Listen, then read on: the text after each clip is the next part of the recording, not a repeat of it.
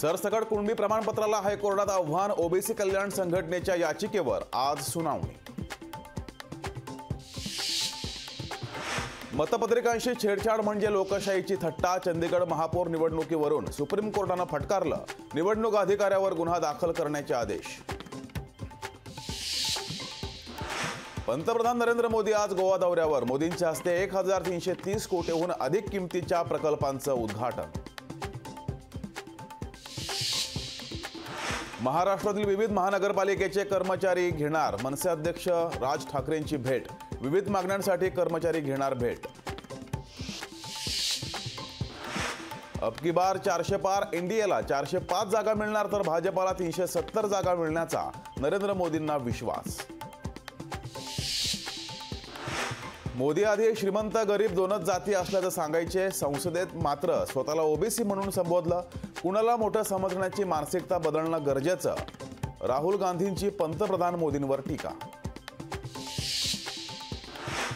Ganpat गायकवाडांच्या आरोपानंतर महायुतीत free style जुंपली, आरोपामुळे Shiv Sena Bhajap Ajit Pawar गटातील वाद चव्हाट्यावर।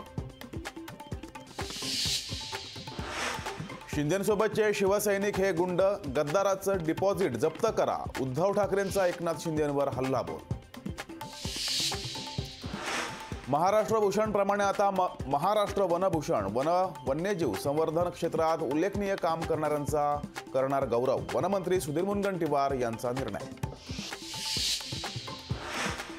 राज्यातील निवासी डॉक्टर उद्यापासून संपावर जाणार, निवासी डॉक्टर आणि हसन मुश्रीफ यांच्यातील बैठक निष्फळ।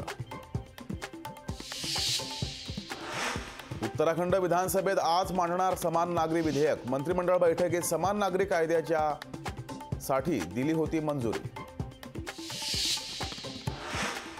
राज्यात 21,678 पदांसाठी शिक्षक भरती, शिक्षण आयुक्त सूरज मांढरेंची माहिती, पवित्र संकेतस्थळावर जाहिरात प्रसिद्ध। आणि अंडर 19 वर्ल्ड कपचा आज उपांत्य सामना, भारत आणि आफ्रिकेमध्ये सामना रंगणार। लोकशाही मराठी, ऐका, पहा, जागरूक रहा।